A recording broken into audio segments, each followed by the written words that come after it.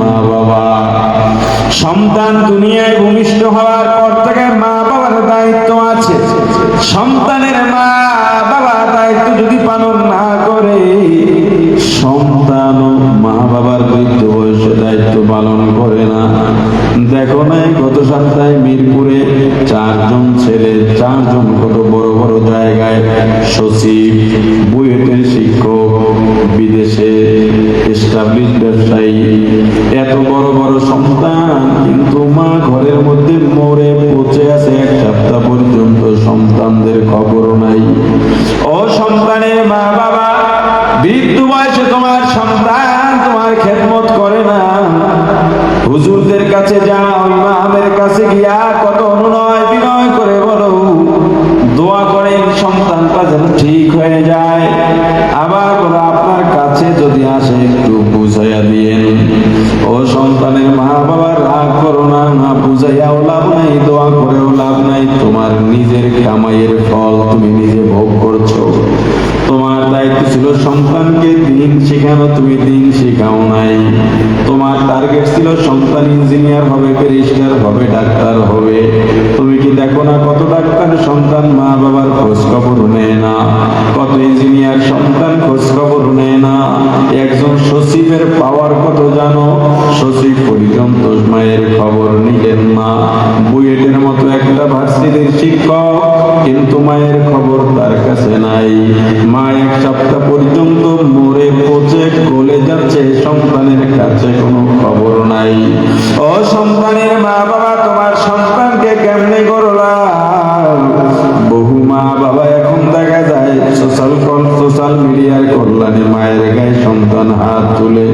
গত 2 দিন আগেও দেখলাম মা সন্তানকে গাঞ্জার টাকা দেয় না, এজন্য মাকে ঘর থেকে পিটাইতে পিটাইতে বাইরে ফালাইল। এমন সন্তান কেন পেটে ধরলা?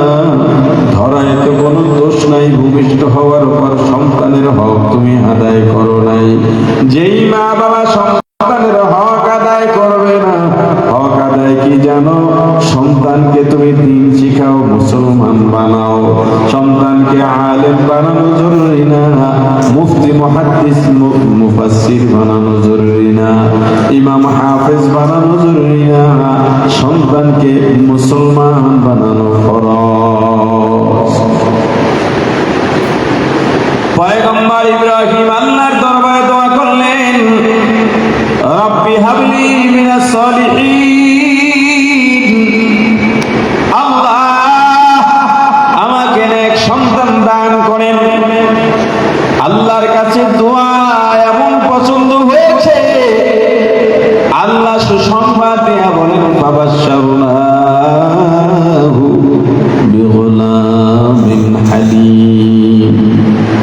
ধৈর্যশীল নেক সন্তান আল্লাহ দান করলেন। দোয়া এমন ভাবে কবুল করেছেন, নবী ইসমাইল দিয়া দিয়েছেন। পয়গম্বর ইব্রাহিম বৃদ্ধ বয়সে সন্তান পেয়ে মহা খুশি। সন্তানকে দেখলেই ভালো লাগে, সন্তানের হাত পা ছড়াছড়ি দেখতেও ভালো লাগে। আল্লাহ বলেন, ইব্রাহিম এতদিন কলবে পেয়েছিল, বলে আল্লাহ আপনি এখন কে?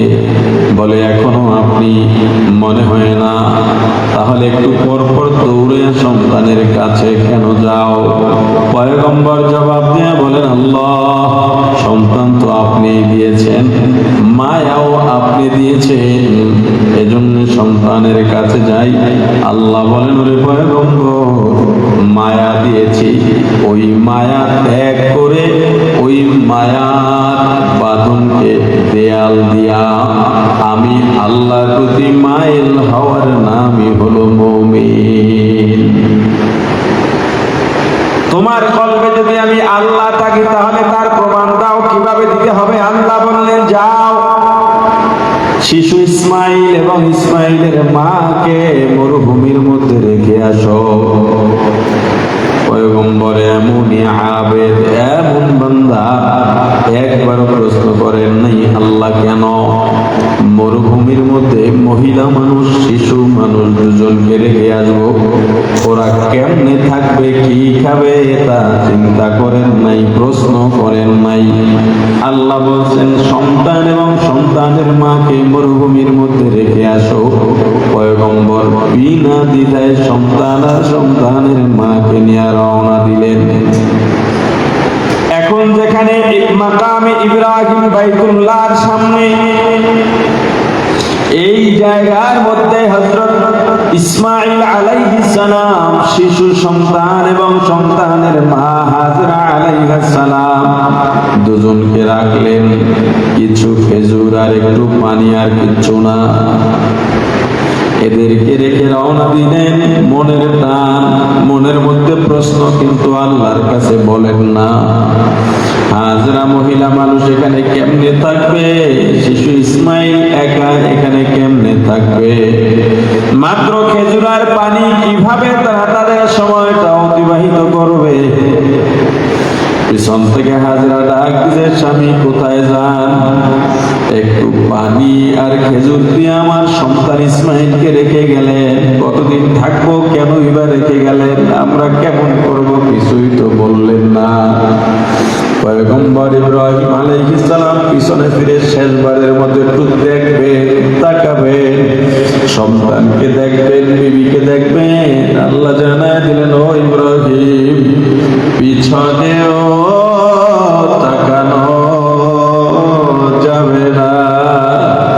পয়গম্বর হাঁটতেছেন, পেছনে পেছনে হাজরা হাঁটেন আর বলেন, ও স্বামী কেন কথা বলেন না?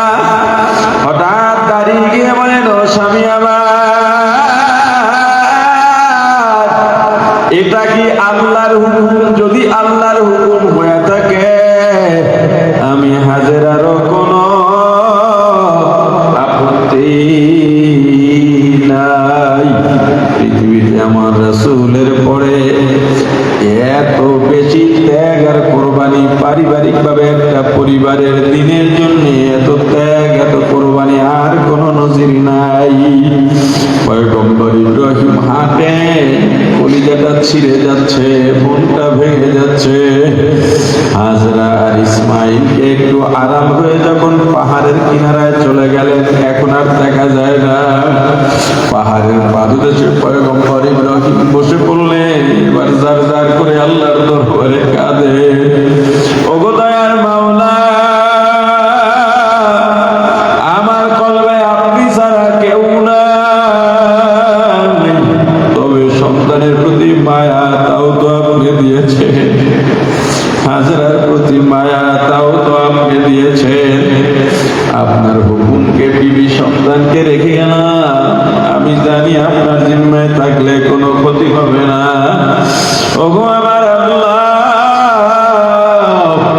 আমার শিশু পুত্র ইসমাইল আর বিবি হাজরাকে আপনার হাতে সবর